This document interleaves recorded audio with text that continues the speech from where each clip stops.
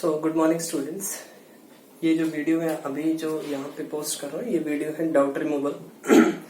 So first question होगा doubt removal के लिए। जैसे मेरे पास किसी स्टूडेंट का डाउट आया था कि मुझे जो ये टॉपिक समझ नहीं आया, तो यहाँ पे मैं सबके लिए जो है आयनिक इक्वेशन को किस तरह से बैलेंस करें वो सबके लिए फिर से बता रहा हूँ।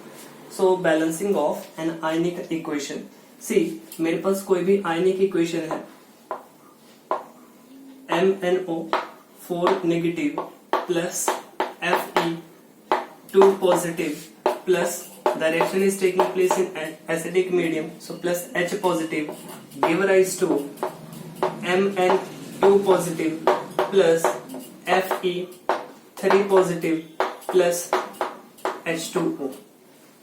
ठीक है, ये मेरे पास कोई अनबैलेंस्ड इक्वेशन दे रखी है और मुझे क्या करना है, इस इक्वेशन को बैलेंस करना है। ठीक है, सो सबसे पहले जो पहला स्टेप मैं आपको यहाँ पे बता रहा हूं, आपको क्या फाइंड आउट करना है। First step is you have to find out which species is undergoing oxidation and which species is undergoing reduction. पहला स्टेप क्या बताया, किस स्पीशीज की ऑक्सीडेशन हो रही है, किस स्पीशीज की रिडक्शन हो रही है। सो ऑक्सीडेशन स्टेट जैसे कि आपको आता है फाइंड आउट करने, यू कैन फाइंड आउट। यहाँ पे क्लियरली विजिबल है Rn के ऊपर कितना चार्ज है Fe2 पॉजिटिव और यहाँ पे कितना चार्ज है 3 positive. Increase in oxidation state is known as oxidation. ठीक है, तो यहाँ पे आयरन चेंज हो रहा है +2 से +3 में। जैसे एक सिंपल सा एग्जांपल लो, सोडियम है, एक इलेक्ट्रॉन लूज करेगा तो क्या बनेगा Na पॉजिटिव। वैसे ही Fe2 पॉजिटिव ने क्या किया, एक इलेक्ट्रॉन लूज कर दिया, क्या बनेगा आपके पास Fe3 पॉजिटिव। ठीक है, तो यहाँ पे मैंने आइडेंटिफाई कर लिया कि iron is undergoing what, oxidation. ठीक है, आयरन की क्या हुई यहाँ पे, ऑक्सीडेशन हुई। यहाँ पे मैग्नीज का ऑक्सीडेशन स्टेट है +7 और यहाँ पे है +2। इंक्रीज हो रहा है डिक्रीज हो रहा है, +7 से जा रहा है +2 में, बताओ। तो यहाँ पे डिक्रीज हो रहा है, decrease in oxidation state is known as what, reduction. ठीक है, तो सबसे पहला स्टेप है जो की स्टेप है during the balancing of a chemical equation, during the balancing of an ionic equation. तो सबसे पहला स्टेप है कि आप ऑक्सीडेशन हाफ फाइंड आउट कर लो और रिडक्शन हाफ फाइंड आउट कर लो। ठीक है, किस स्पीशीज की ऑक्सीडेशन हो रही है, किस स्पीशीज की रिडक्शन हो रही है, पहले मैंने वो फाइंड आउट कर लिया। ठीक है, अब ऑक्सीडेशन हाफ का मैं रिएक्शन लिख रहा हूं जो कि क्लियरली मुझे यहीं से विजिबल था। Fe2 positive is undergoing change to Fe3 positive और साथ में ये क्या करेगा, एक इलेक्ट्रॉन लूज कर देगा। यही हो रहा है, Fe2 पॉजिटिव से Fe3 पॉजिटिव बनेगा तो एक इलेक्ट्रॉन क्या हो रहा है, रिलीज हो रहा है, लूज हो रहा है। इसके बाद देखो MnO4 नेगेटिव प्लस, अब देखो यहाँ पे +7 से +2 में जाने के लिए कितने इलेक्ट्रॉन्स ऐड करने पड़ेंगे, 5 इलेक्ट्रॉन्स ऐड करने पड़ेंगे। कितने इलेक्ट्रॉन्स की रिक्वायरमेंट है, 5 इलेक्ट्रॉन्स की। +7 में 5 इलेक्ट्रॉन्स ऐड कर दे तभी तो आएगा +2।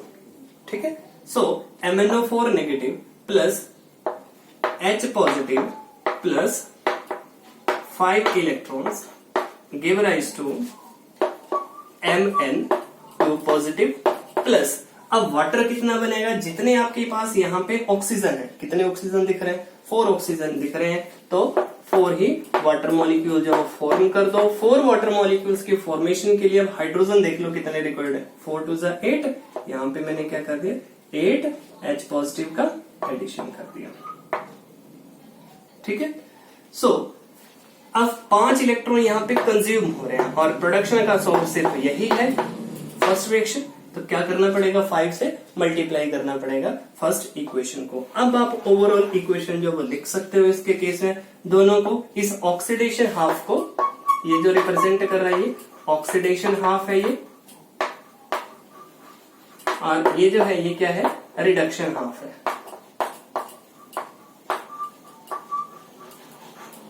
ठीक है, अब दोनों इक्वेशन को जो वो ऐड कर दो। देखो यहाँ पे क्या आ रहा है, MnO4 नेगेटिव प्लस 5 से मल्टीप्लाई कर रखा है तो यहाँ पे क्या आ जाएगा, 5 Fe2 positive plus 8 H positive. ये इलेक्ट्रॉन्स कैंसिल आउट हो जाएंगे, 5 Fe3 positive plus Mn2 positive plus 4H2O। ठीक, सो इस वे में आप इक्वेशन को बैलेंस कर सकते हो। अगेन एक बार फिर से देख लो, क्या आइडेंटिफाई किया पहले स्टेप में, ऑक्सीडेशन किसकी हो रही है, रिडक्शन किसकी हो रही है। ऑक्सीडेशन हाफ में कौन सा रिएक्शन हो रहा है वो लिख दिया, रिडक्शन हाफ में कौन सा रिएक्शन हो रहा है वो लिख दिया। ठीक है, उसके बाद कितने इलेक्ट्रॉन्स रिक्वायर्ड थे, अब एक मैग्नीज है वो +7 से +2 में जा रहा है, 5 इलेक्ट्रॉन गेन कर रहा है, 5 इलेक्ट्रॉन ऐड करने पड़ेंगे। फर्स्ट स्टेप में 5 इलेक्ट्रॉन प्रोड्यूस करने पड़ेंगे, 5 से मल्टीप्लाई कर दिया। ठीक है, ऑक्सीडेशन हाफ का जो रिएक्शन है, रिडक्शन हाफ का जो रिएक्शन है, दोनों को ऐड कर दिया, क्या बन गया, ये रिडॉक्स रिएक्शन बन गया। ठीक है, तो ये किसी स्टूडेंट ने जो है जैसे डाउट भेजा था कि सर मुझे ये समझ नहीं आया, ये कॉन्सेप्ट समझ नहीं आया, तो इसी तरह से सारे के सारे स्टूडेंट्स जो हैं वो टीचर के साथ कम्युनिकेट कर सकते हैं, व्हाट्सएप पे मैसेज कर सकते हैं। तो वहां पे जो भी आपका डाउट होगा, जो भी कॉन्सेप्ट आपको पता चला, नहीं पता चला, कहीं पे कोई डाउट है, ठीक है, तो वो क्लैरिफाई कर दिया जाए। Students, today we are going to start our next topic, that is F block elements. And what are F block elements? So F block elements are those elements in which last electron enters into F subshell. ऐसे elements जिनमें last electron enter करता है किसमें, F subshell में, उनको क्या बोलेंगे, F block elements. ठीक है, F block elements are also known as inner transition elements. And why they are also known as inner transition elements? Because they are placed in between the transition elements. ठीक है, इनको कहां पे रखा गया है, ट्रांजिशन एलिमेंट्स के बीच में रखा गया है, that is why they are also known as inner transition elements. ठीक है, सो एफ ब्लॉक एलिमेंट्स में हमारे पास दो सीरीज आ जाती हैं। First is lanthanide series. Lanthanide series will start from lanthanum and it will and with lutetium. कहां से start होगी, लेंथेनम से। कहां पे एंड हो रही है, ल्यूटेशियम पे एंड हो रही है। Various elements are there, cerium, promethium, neodymium, europium, gadolinium, terbium, polonium, erbium, इस तरह से बहुत सारे एलिमेंट्स हैं वो प्रेजेंट है यहाँ पे। ठीक है, बाकी नेक्स्ट जो है वो एक्टिनाइड सीरीज है। एक्टिनाइड सीरीज एक्टिनिया से स्टार्ट होके कहां पे एंड हो रही है, लॉरेंशियम में एंड हो रही है। सो एक्टिनियम, थोरियम, यूरेनियम आ जाएगा, नेपच्यूनियम आ जाएगा, प्लूटोनियम आ गया, यहाँ पे कैलिफोर्नियम आ गया, आइंस्टीनियम आ गया, फर्मेनियम, मेंडलीबियम आ गया, नोबेलियम आ गया, लॉरेंशियम आ गया। So various elements are present in this series. You can note down these elements. So all these elements are present in lanthanides and actinide. पहली सीरीज को क्या बोला, lanthanide सीरीज, और दूसरी सीरीज को क्या बोला, actinide सीरीज। ठीक है, सो और यहाँ पे मैंने आपको एक और चीज क्लैरिफाई की, ये इनर ट्रांजिशन एलिमेंट्स क्यों बोला जाता है इनको, these are placed in between the transition elements, that is why they are also known as inner transition elements. ठीक है, अब इसके बाद हम इनके जनरल कैरेक्टरिस्टिक्स है वो डिस्कस करेंगे। सो जनरल कैरेक्टरिस्टिक्स में पहला तो वही आ जाता है इलेक्ट्रॉनिक कॉन्फ़िगरेशन का। Here I have written the electronic configuration of F block elements. यहाँ पे मैंने एफ ब्लॉक एलिमेंट्स की जनरल इलेक्ट्रॉनिक कॉन्फ़िगरेशन है वो लिख रखी है।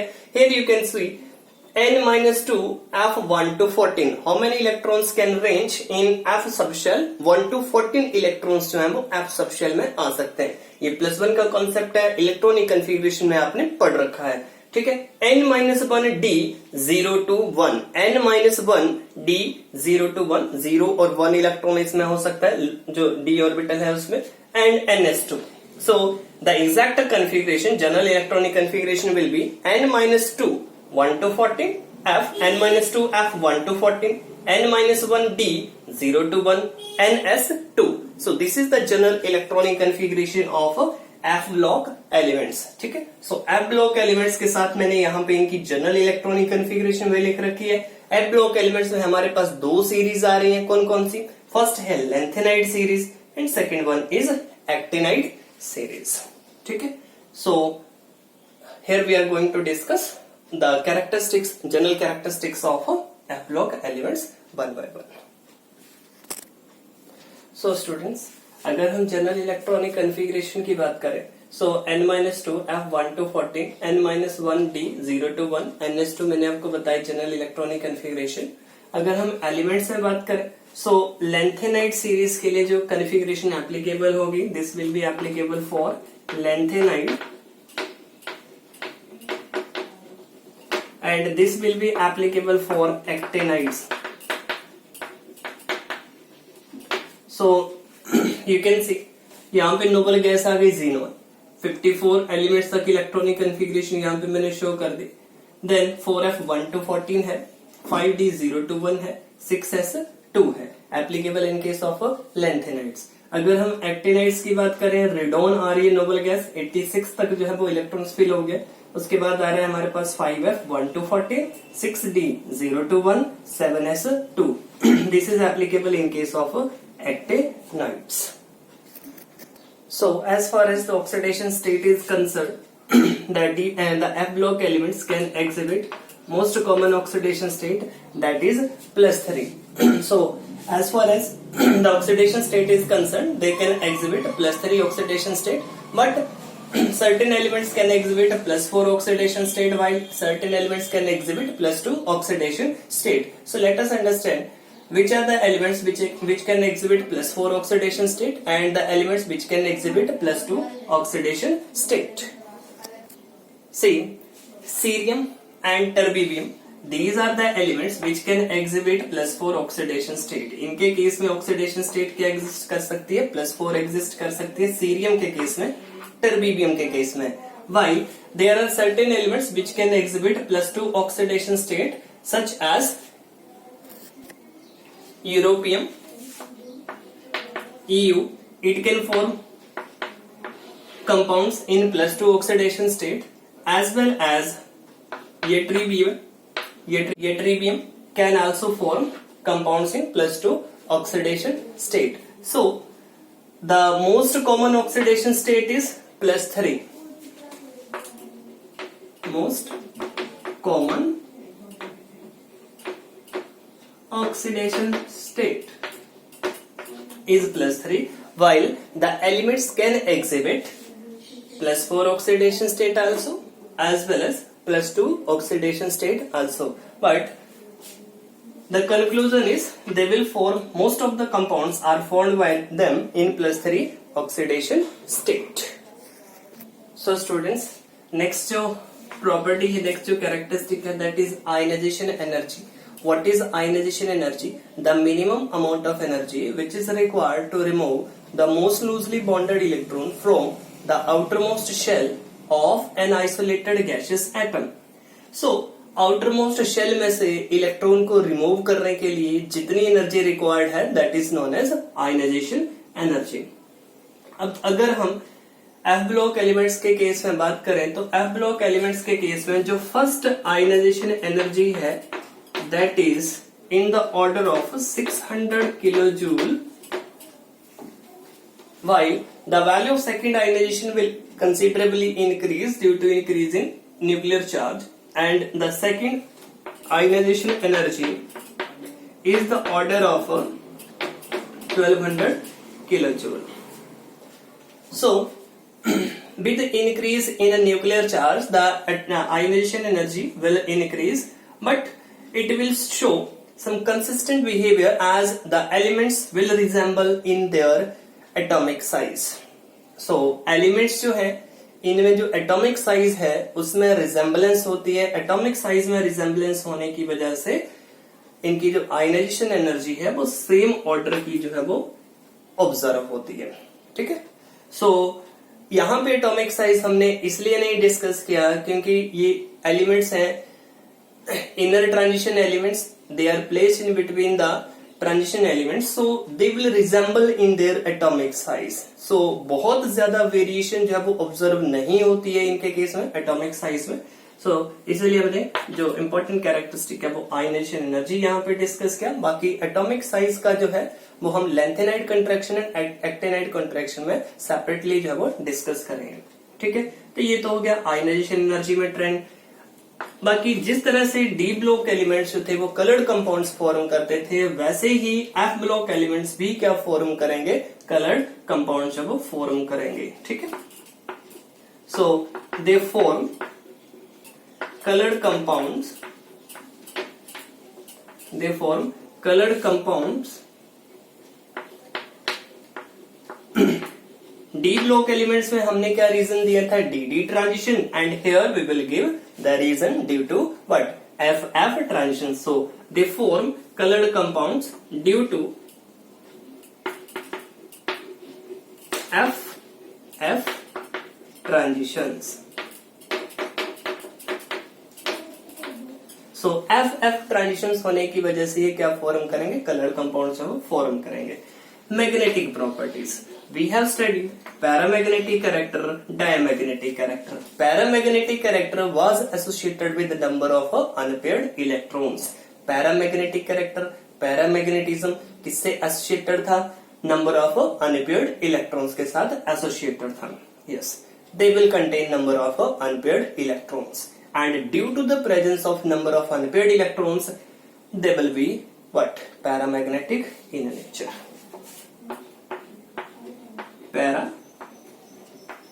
paramagnetic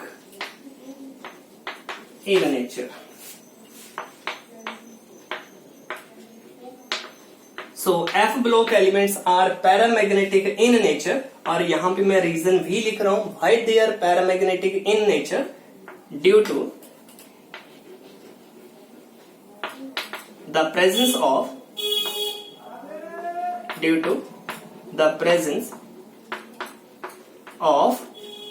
unpaired electrons।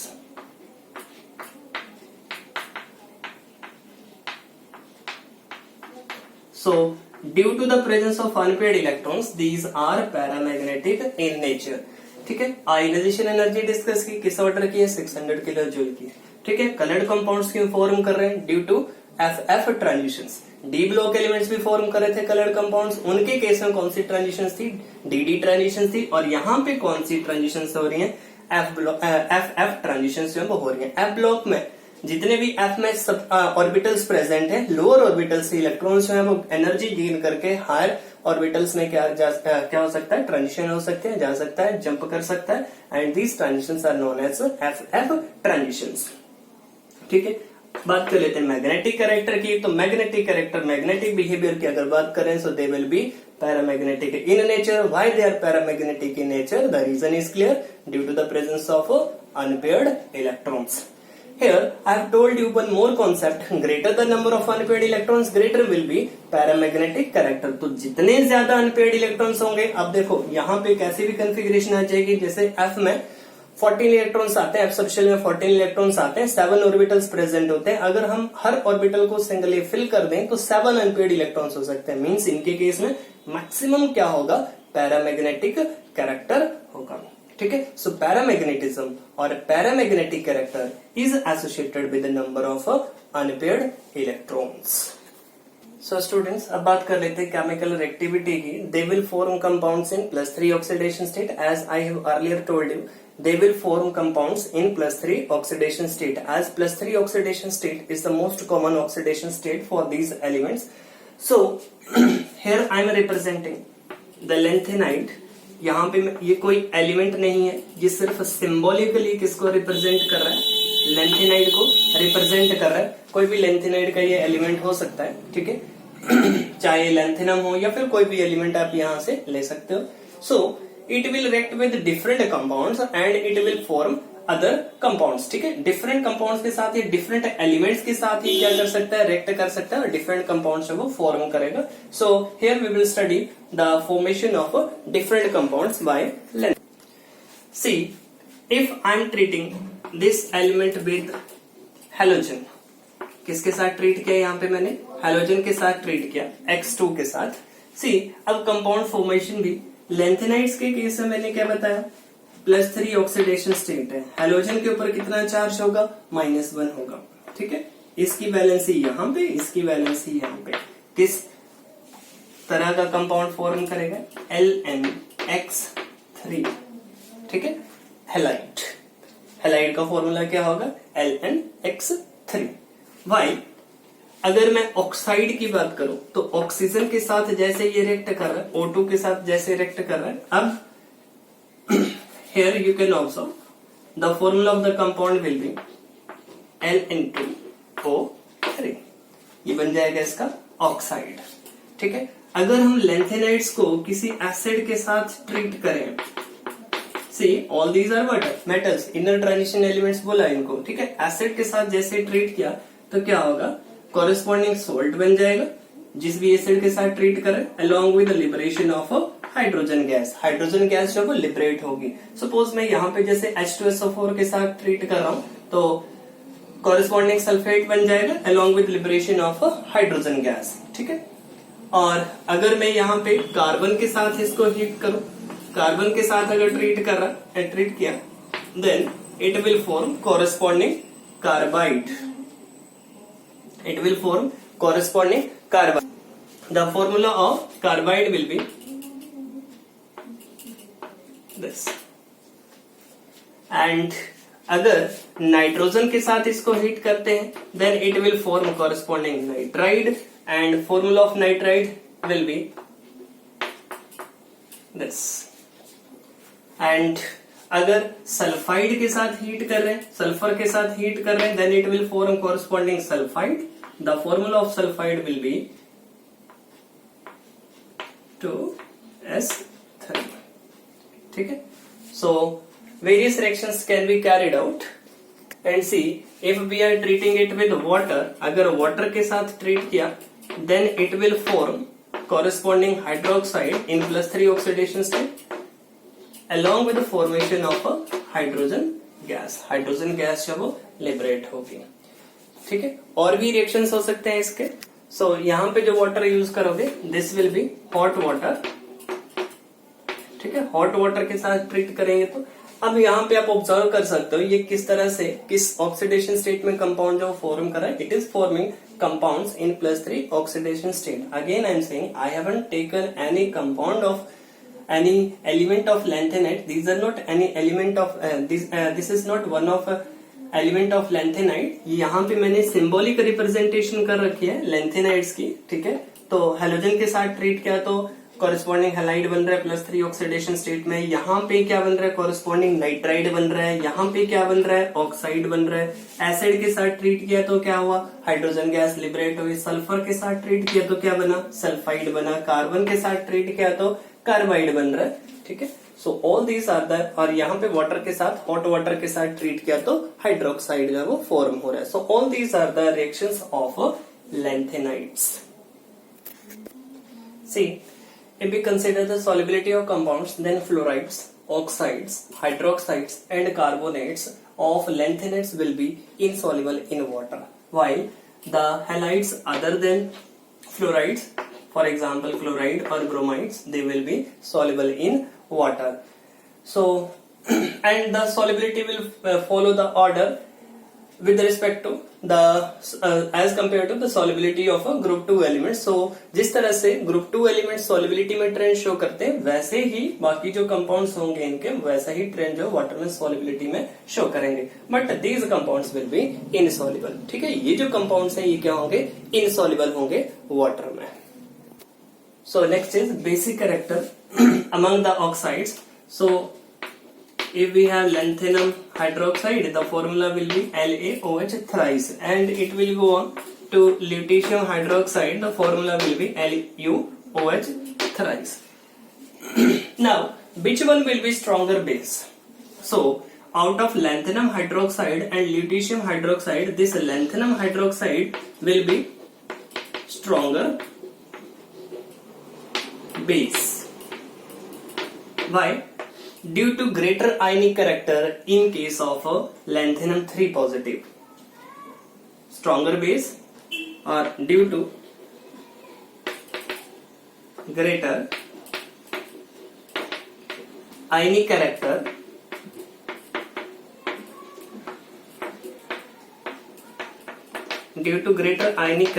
in lutetium, due to greater ionic character in lanthanum hydroxide. So this lanthanum hydroxide will have greater ionic character. This lanthanum 3 positive species will be greater ionic in nature. The ionic character will be greater in this compound. As there is greater ionic character, it will dissociate easily in aqueous solution. We have studied कि ionic compounds में वो क्या हो जाते हैं, easily ionize होते हैं। अब जो species easily ionize हो जाएगी और easily OH negative ion liberate करेगी, that will be stronger base. So here we can compare their ionization in water due to greater ionic character in lanthanum hydroxide. It is more basic in nature.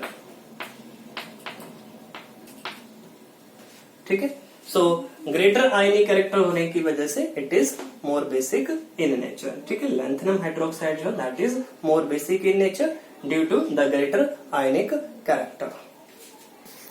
अगर हम बात करें atomic and ionic radii की among the lanthanides, then what will happen as we will move left to right among the lanthanides, then atomic radii will decrease.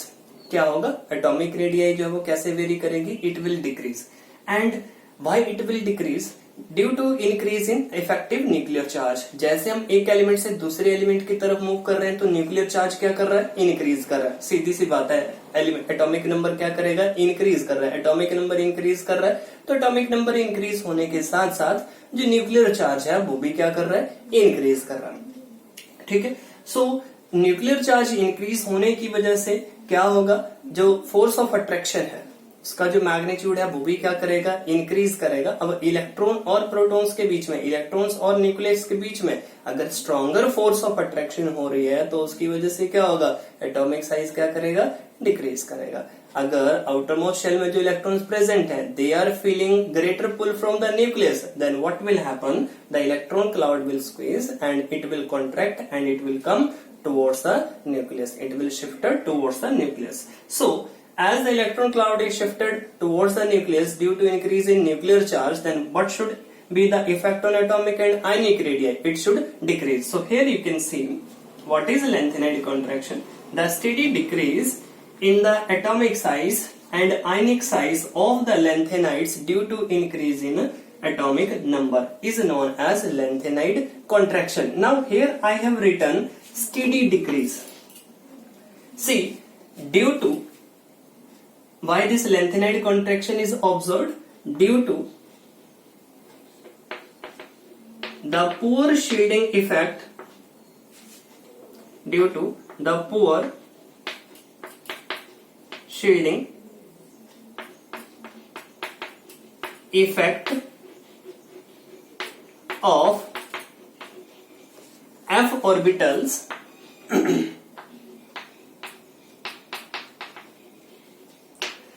the electrons will feel greater pull, the electrons will feel greater pull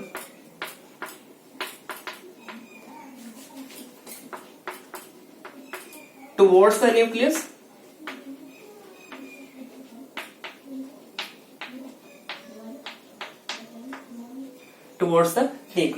Now what is the cause of lanthanide contraction? So this is cause of lanthanide contraction.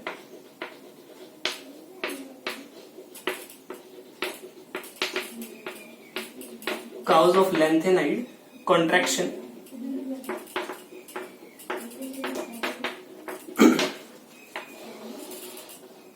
This is the cause of lanthanide contraction. And what is the cause? Due to the poor shielding effect. The f orbitals have poor shielding effect, and due to the poor shielding effect of the f orbital electrons, shielding effect you must have studied in your +1 class. I think it was in periodic classification. There you must have studied the factors which will affect the ionization energy. तो वहां पे shielding effect का, screening effect का concept जब आता है, so poor shielding effect होने की वजह से जो एफ ऑर्बिटल्स है उनका किस तरह का इफेक्ट है, पुअर शील्डिंग इफेक्ट है. अगर वो पुअर शील्डिंग इफेक्ट है तो जो इलेक्ट्रॉन्स हैं, जो न्यूक्लियस का चार्ज है वो इजिली जो है वो ऑब्जर्व हो रहा है. जो आउटरमोस्ट शेल में क्या प्रेजेंट है, इलेक्ट्रॉन्स प्रेजेंट है. ठीक है, so due to the poor shielding effect of the F orbital electrons, the outermost electrons will feel greater pull from the nucleus. See, अब एक सिंपल से एग्जांपल ले लो कि अगर आपके पास कोई ऑब्जेक्ट है उसका शील्डिंग इफेक्ट कम है. सो इवन अगर हम डेली लाइफ से कोई एग्जांपल ले लें, जैसे कोई भी मेटल का ले लेते हैं, कोई भी मेटल है उसका शील्डिंग इफेक्ट जो वो कम है, जैसे बुलेट प्रूफ जैकेट होते हैं तो उसमें एक ऐसी मेटल होती है जो इजिली क्या कर सके, प्रोटेक्ट कर सके। अब अगर शील्डिंग इफेक्ट ही उसका क्या होगा, कम होगा, तो बुलेट जो वो इजिली क्या कर सकती है, पेनिट्रेट कर सकती है उसके थ्रू। तो वैसा ही इसके केस में हो रहा है, जो एफ ऑर्बिटल्स हैं उनके केस में क्या है, पोर शील्डिंग इफेक्ट है। अब पोर शील्डिंग इफेक्ट होने की वजह से क्या होगा, जो आउटर मोस्ट इलेक्ट्रॉन्स हैं उन तक न्यूक्लियस का जो चार्ज है, जो पॉजिटिव चार्ज है, वो इजिली क्या होगा, पहुंच जाएगा। ठीक है, and they will feel greater pull from the nucleus. ठीक है, सो ग्रेटर पुल होने की वजह से जो इलेक्ट्रॉन क्लाउड है वो किसकी तरफ शिफ्ट होगा, बिकॉज इलेक्ट्रॉन और प्रोटॉन के बीच में क्या होती है, अट्रैक्शन होगी। तो जो इलेक्ट्रॉन्स है they will feel pull from the nucleus side, they will be shifted towards the nucleus, consequently the atomic size will decrease, atomic radii will decrease, ionic radii will decrease। So straight forward अगर हम बोलें तो पोर shielding effect होने की वजह से जो outer most shell में जो इलेक्ट्रॉन्स प्रेजेंट हैं वो ज्यादा पुल फील कर रहे हैं न्यूक्लियस की तरफ से। क्या हो रहा है, जो आउटर मोस्ट शेल में जो इलेक्ट्रॉन्स प्रेजेंट हैं they are shifting towards the nucleus, and यहाँ पे जो एटॉमिक एंड आयनिक रेडियाई है वो क्या हो रही है, डिक्रीज कर रही है। And these lanthanides elements will resemble in their atomic radii, as we have discussed. There is steady decrease in the atomic size, steady and small decrease in the atomic size, and due to this reason it is very difficult to separate these elements। इसी reason की वजह से इन elements को separate करना जो है वो थोड़ा difficult होता है। reason सारे के सारे elements जो है वो क्या resemble करें, atomic radii जो वो small difference है, atomic radii में small difference होने की वजह से हम इनको जो है वो इजिली सेपरेट नहीं कर सकते। This is the most important reason, that is why we are unable to study the chemistry of lanthanides. जिस तरह से हमने KMnO4 के बहुत सारे रिएक्शन किए, डी ब्लॉक एलिमेंट्स में बहुत सारे रिएक्शन किए, वैसे लैंथेनाइड्स और एक्टिनाइड्स में इतने ज्यादा रिएक्शंस नहीं होंगे। Reason, due to the smaller size of these elements it is very difficult to study the chemistry of these elements. So in most of the many times you will face this question in the examination, in most of the papers you will face this question, what is lanthanide contraction? The answer is simple, the steady decrease in the atomic size of the lanthanides or steady decrease in the atomic and ionic radii of the lanthanides is known as lanthanide contraction। due to increase in atomic size there is steady decrease। ठीक है, this is known as lanthanide contraction। as far as the cause of lanthanide contraction is concerned, due to poor shielding effect of f orbital electrons. f orbital electrons का poor shielding effect होने की वजह से क्या है, they will feel the electrons will feel greater pull from the nucleus and they will be shifted towards the nucleus। ठीक है, electrons जो है वो स्ट्रॉन्गर पुल जो वो फील कर रहे हैं न्यूक्लियस की तरफ से, और जो है वो न्यूक्लियस की तरफ जो शिफ्ट हो जाएंगे, consequently the atomic radii will decrease. So this is lanthanide contraction and the cause of lanthanide contraction, and next is consequences of lanthanide contraction। So students, as far as the consequences of lanthanide contraction are concerned, first is resemblance in second and third transition series। the second and third transition series, second series जो transition series जो yttrium से लेके cardium तक है, और third transition series जो lanthanum से लेके मरकरी तक है, तो उनमें भी क्या होता है, एटॉमिक साइज में रिजेम्बलेंस जो है वो ऑब्जर्व होती है। ठीक है, due to lanthanide contraction. Then another consequence is similarity among the lanthanides. अभी मैंने आपको बताया, due to the lanthanide contraction the lanthanides will resemble in their atomic and ionic radii. Atomic and ionic radii में यहाँ पे क्या होगा, steady decrease होगा। तो जो एटॉमिक एंड आयनिक साइज होगा, और सिंपली अगर एटॉमिक साइज की बात करें तो एटॉमिक साइज ऑलमोस्ट क्या होता है, इनके केस में सेम होता है। That is why it is difficult to separate the lanthanides. So due to the similar atomic radii और small difference in the atomic radii, maximum the lanthanides will resemble with each other. And as far as the basicity is concerned, we have studied there is small decrease in the atomic and ionic radii. Due to small decrease, small and steady decrease in the atomic and ionic radii, the basic character will decrease. Basicity will decrease as we move